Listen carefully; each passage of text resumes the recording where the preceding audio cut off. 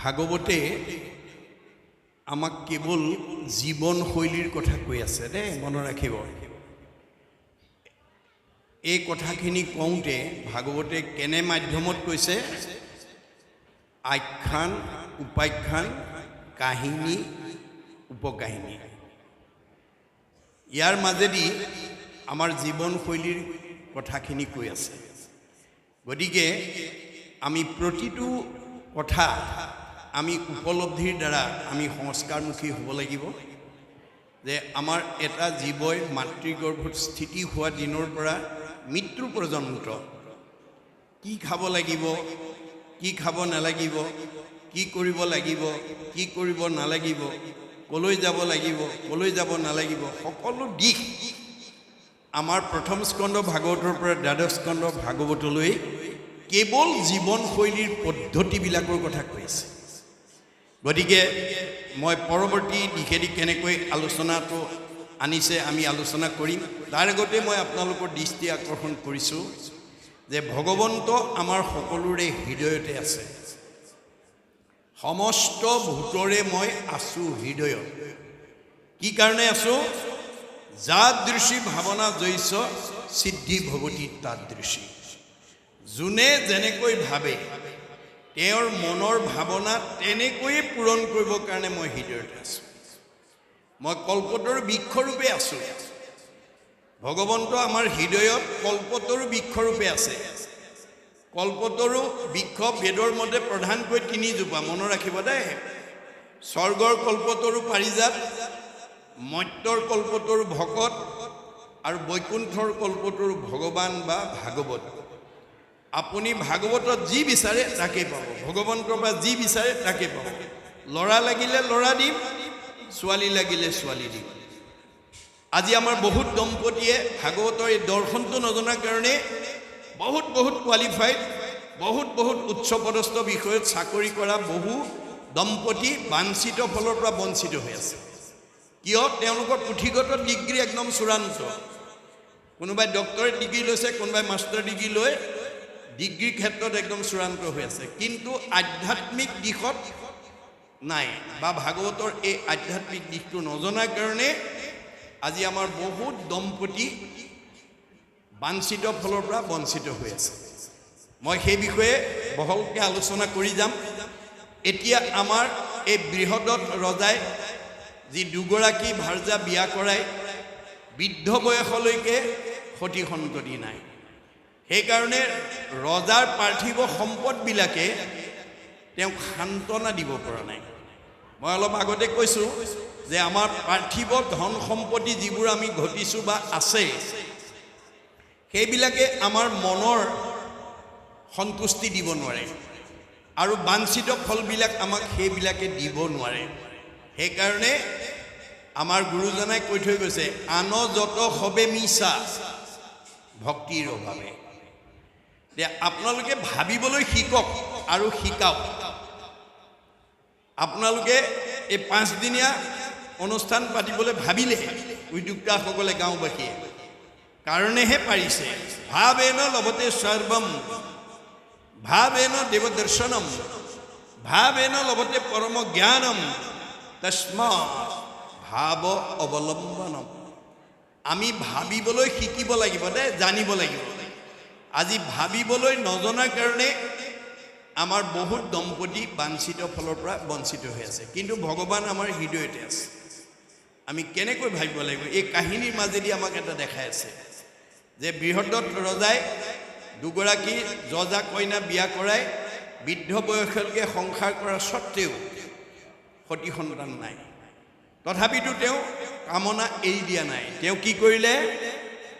চিন্তাম্বিত ভৈল ৰাজা মনে নাহি সুখ, হৰি হৰি পাপী নেদেখিলোঁ পুত্ৰ মুখ।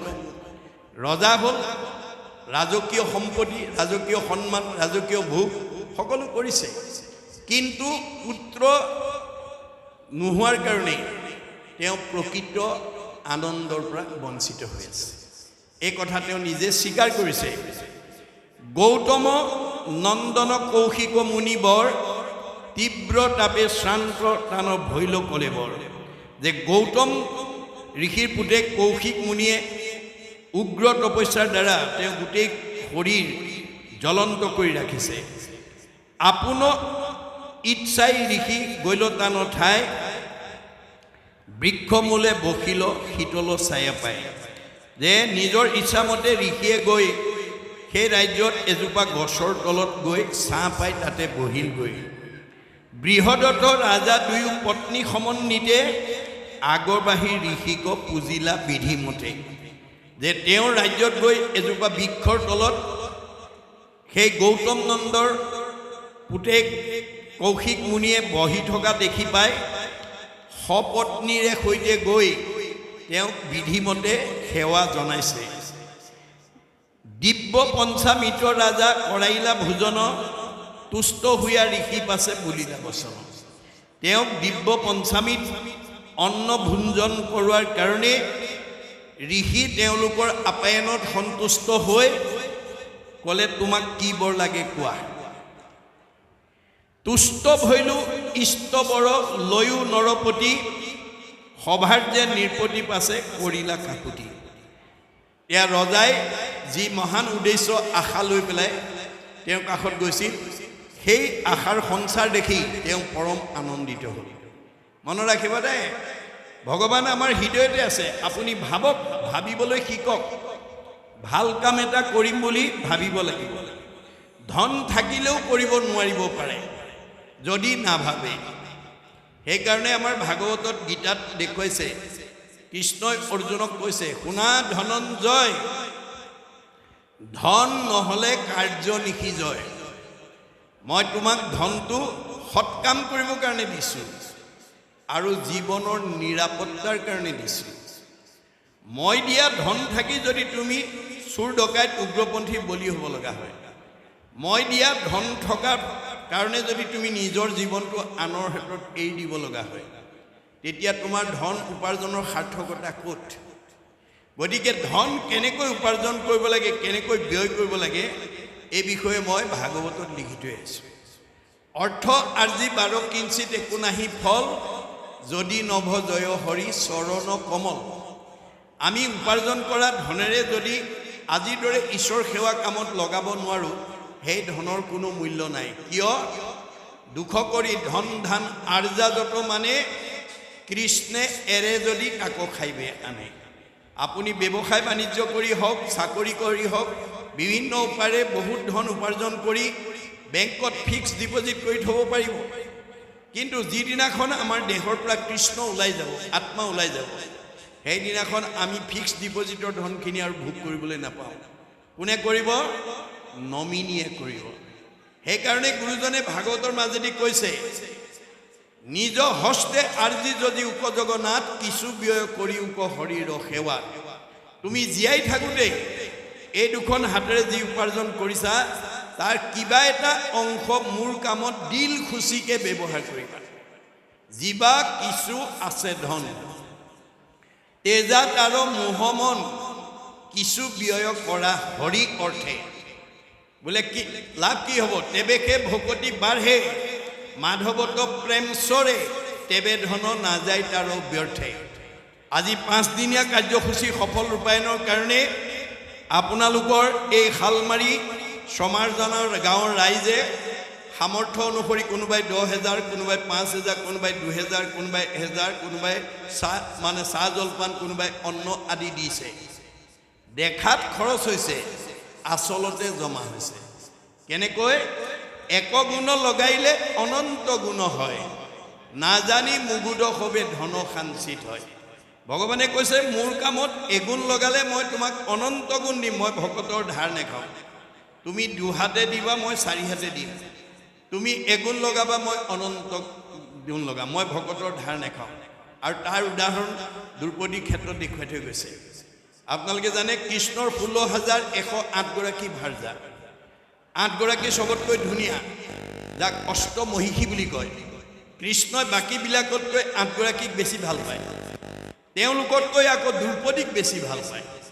এই কথাটো জানি 8 গৰাকীৰ মনত খুব যে আমি ইমান ধুনীয়া ধুনীয়া 8 গৰাকী থাকোঁতে এওঁ আকৌ দ্ৰৌপদীকো ভাল পায়। কৃষ্ণ সকলোৰে হৃদয়তে আছে, কোনে কি ভাবে চব জানে। মই কিয় ভাল পাওঁ এই কথাটো যদি বাস্তৱ উদাহৰণৰ জৰিয়তে এওঁলোকক দেখুৱাই থৈ যাব নোৱাৰোঁ, অনাগত দিনত এওঁলোকে এই বিষয় লৈ মোৰ ওপৰত ক্ষোভ কৰিব, জেদ কৰিব। গতিকে 8গৰাকী সংস্কাৰ কৰাৰ উদ্দেশ্যে তেওঁ তাৎক্ষণিকভাৱে এটা কৰ্ম আঁচনি যুগুত কৰি অস্ত্ৰ পৰিচালনা কৰি আছে আৰু দ্ৰৌপদীক আমন্ত্ৰণ কৰিছে। অস্ত্ৰ পৰিচালনা কৰি থাকোঁতে হঠাৎ অস্ত্ৰ লাগি আঙুলি কাটি তেজ ওলাবলৈ ধৰিলে। কৃষ্ণৰ আঙুলি তেজ ওলোৱা দেখি 8গৰাকীয়ে ফটা কাপোৰ বিচাৰি ভিতৰ সোমালে। সেই সময়তে দ্ৰৌপদী আহি তেওঁৰ সন্মুখত উপস্থিত হ'ল আৰু কৃষ্ণৰ আঙুলি তেজ ওলোৱা দেখি তেওঁ অকণো অপেক্ষা নকৰি পিন্ধি যোৱা শাৰীখনৰ আঁচল এটা ফালি তৎক্ষণাৎ কৃষ্ণৰ আঙুলি বান্ধি তেজ ৰাখি দিলে।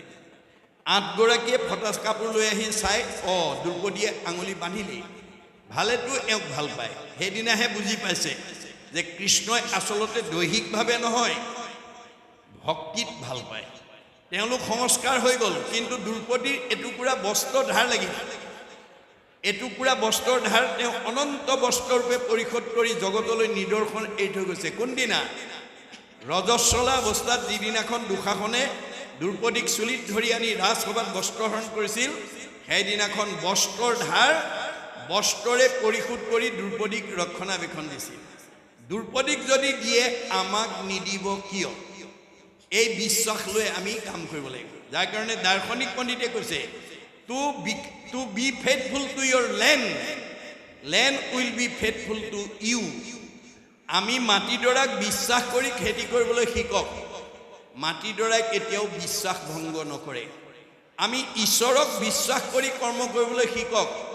ৰাখে হৰি মাৰে কোনে, মাৰে হৰি ৰাখে কোনে। হৰিয়ে নাৰাখিলে জৰিয়ে ৰাখিব নোৱাৰে। প্ৰহ্লাদৰ দৰে আমাৰ এই সুদৃঢ় বিশ্বাস আমি ৰাখি কাম কৰি যাব লাগিব। যিটো কথা শুনাৰ লগে লগে প্ৰহ্লাদৰ পিতৃ হিৰণ্যকশিপু জলাজুইত ঘিউ ঢলাৰ দৰে উঠলি উঠিছিল আৰু প্ৰতিবাদ কৰিছিল। কি বুলি? হৰিষি যদি জগতৰ ঈশ কহ তাৰ কোনো উদিশ। হৰিয়েই যদি জগতৰ ঈশ্বৰ হয়, তোৰ ঈশ্বৰ ক'ত আছে? শুনিয়া প্ৰহ্লাদে বোলয় বাণী, ব্যাপকত বিভু প্ৰভু চক্ৰপাণী। মোৰ ভগৱন্ত সমস্ত জগতত বতাহৰ দৰে বায়ুৰ দৰে ব্যাপ্তমান হৈ আছে। সমস্ত জগতে আচন্ত স্বামী, স্ফটিকৰ স্তম্ভে দেখোঁ আমি। পকা খুঁটাটোলৈকে আঙুলিয়াই দিলে। যিটো প্ৰহ্লাদৰ কাৰণে সম্ভৱ, হিৰণ্যকশিপুৰ কাৰণে অসম্ভৱ। পকা খুঁটাত তোৰ ঈশ্বৰ আছে, পকা খুঁটাত আছে। মাৰি দিলে গদা, ওলাই গ'ল। কেনেকৈ? আমাৰ বেদত কৈছে, যত্ৰ অপায় অস্তি তত্ৰ উপায়মপি অস্তি।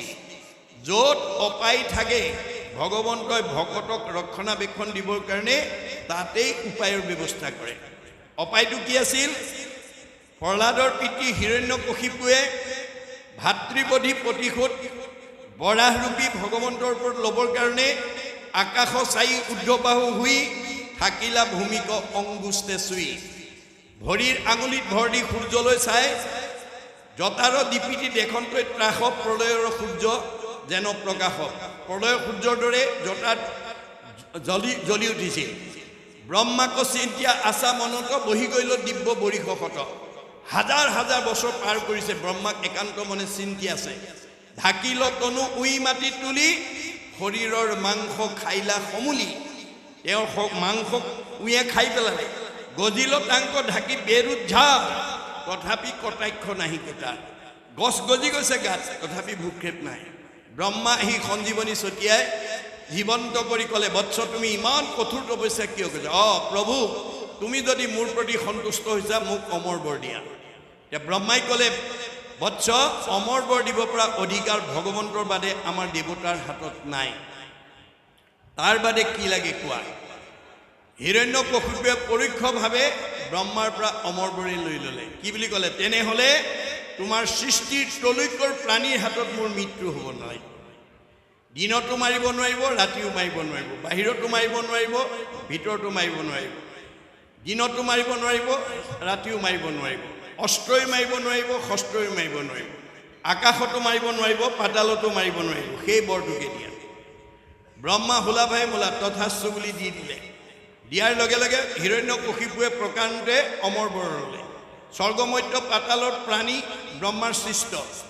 ব্ৰহ্মাৰ সৃষ্টিৰ প্ৰাণীয়ে যদি মাৰিব নোৱাৰে তেওঁক মাৰিব কোনে তাতে তেওঁ উপায় উলিয়ালে এফাল মানুহ এফাল সিংহ যিটো প্ৰাণী ব্ৰহ্মাই তেতিয়ালৈকে সৃষ্টি কৰা নাই ব্ৰহ্মাৰ সৃষ্টিৰ বাহিৰৰ প্ৰাণী হৈ পেলাই তেওঁ আবিৰ্ভাৱ হ'ল দিনতো মৰা নাই ৰাতিও মৰা নাই সন্ধ্যা সময়ত মাৰিছে বাহিৰতো মৰা নাই ভিতৰতো মৰা নাই পানী পুটাত মাৰিছে আকাশতো মৰা নাই পাতালতো মৰা নাই কৰঙনৰ ওপৰত তুলি মাৰিছে অষ্টই মৰা নাই ষষ্ঠই মাৰিছে নখেৰে বিদাৰি মাৰিছে আপোনালোকে মনত ৰাখিব আপোনালোক ভগৱন্তৰ ভকত হওক ল'ৰা ছোৱালীকেইটাক ভকত কৰক সমাজখনক ভকত কৰক ভগৱন্তই আপোনাক কেতিয়াও বিপদত পৰিবলৈ নিদিয়ে এয়া হৈছে ভাগৱতৰ মত বেদৰ মত যে আমি প্ৰথম ভগৱন্তৰ প্ৰিয় হ'বলৈ হ'লে নিজে ভকত হ'ব লাগিব সমস্ত বিপদৰ পৰা পৰিয়ালটোক মুক্ত কৰিবলৈ পৰিয়ালটোক ভকত কৰিব লাগিব সমাজখন ভকত কৰিব লাগিব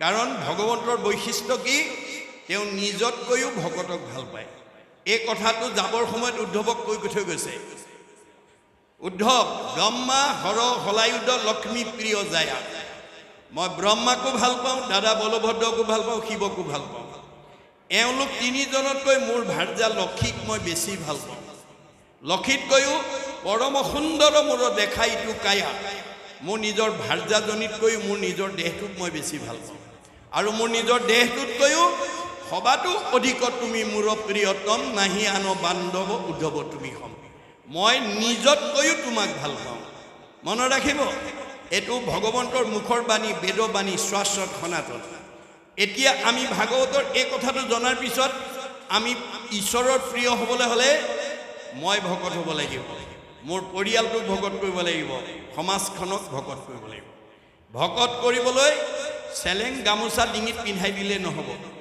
চেলেং গামোচা ভকত নহয় ভকত হ'বলৈ হ'লে আমাৰ তিনিটা আখৰৰ বৈশিষ্ট্য আমাৰ গাত লাগিব ভকত ভ আখৰে কি কৈছে ভ শব্দে ভগৱন্ত ভৱ বিমোচন ভজন ভক্তিত তুষ্ট হুৱন্ত সিজন ভগৱন্তই কাক ভাল পায় মানুহৰ জন্ম পাই যি পুৱা গধূলি গা পা ধুই ধূপ এডাল জ্বলাই ঈশ্বৰ উপাসনা কৰে সেইজনক ঈশ্বৰে ভাল পায় মাক দেউতাকে কোন ল'ৰা ছোৱালীক ভাল পায় যি ল'ৰা ছোৱালীয়ে মাক বাপেকক শ্ৰদ্ধা কৰে ভক্তি কৰে মৰম কৰে আদৰ কৰে সন্মান কৰে কথা শুনে শাক বচন মানে দিহা পৰামৰ্শ মতে চলে সেইটো সন্তান সকলো মাক বাপেকৰ মৰমৰ সন্তান হৈ যদি মাক বাপেকক শ্ৰদ্ধা নকৰে ভক্তি নকৰে মৰম নকৰে আদৰ নকৰে কথা নুশুনে মানে শাক বচন নামানে দিহা পৰামৰ্শ মতে নচলে সেইটো সন্তান কোনো পিতৃ মাতৃৰ মৰমৰ হ'ব নোৱাৰে এইটো যেনেকৈ বাস্তৱ সত্য আমি কাৰ সন্তান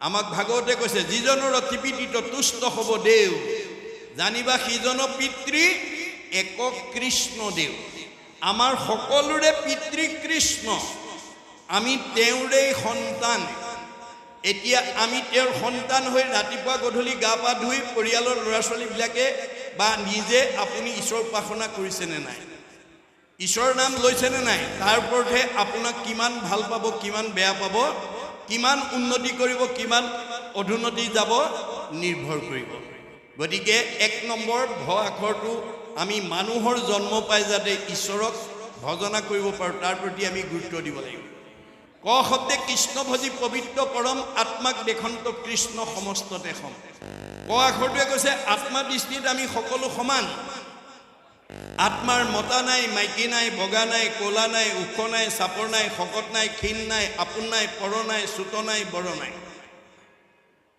এইবিলাক দেহ ধৰ্মহে গতিকে আমি দেহ ধৰ্ম এৰি আত্মা ধৰ্ম ল'ব লাগিব আত্মাৰ সকলোতে সমান গুৰি পৰুৱাত যিমান হাতীটোতো সিমান কেঁচুৱা ল'ৰাত যিমান বুঢ়া মানুহতো সিমান দেহৰহে কেঁচুৱা বুঢ়া আছে দেহৰহে ডাঙৰ সৰু আছে আত্মাৰ নাই আত্মা কেনেকৈ আছে ঋগ্বেদত কৈছে কে সাগ্ৰ শতভাগস্য শতাংশ সাদিশাত্মক জীৱ সূক্ষ্ম ৰূপ অয়ং সংখ্যাতিটো হিচিৎকন আমাৰ দেহত পৰম ব্ৰহ্মৰ অংশ কিমান পৰিমাণে আছে বুলি যদি কোনোবাই প্ৰশ্ন কৰে আমি ঋগ্বেদক দোহাই দি ক'ব লাগিব চুলিৰ আগ এডাল 10,000 ভাগ কৰি এভাগ ল'লে যিমান সূক্ষ্ম অণু হয় সিমান সূক্ষ্ম অনুৰূপে গুৰি পৰুৱাত যিমান হাতীটোতো সিমান বুঢ়া মানুহত যিমান কেঁচুৱা ল'ৰাটো সিমান দেহৰহে কেঁচুৱা বুঢ়া আছে, দেহৰহে ডাঙৰ সুৰ আছে, আত্মাৰ নাই। এই কথাটো যিদিনাখন আমাৰ হৃদয়ত উপলব্ধি হ'ব, সেইদিনাখন আমি জীৱন্ত মুক্ত হ'ম। মনত ৰাখিব, বিষ্ণুময় দেখে যিটো সমস্ত জগত, জীৱন্ততে মুক্ত সিটো অচিৰকালত।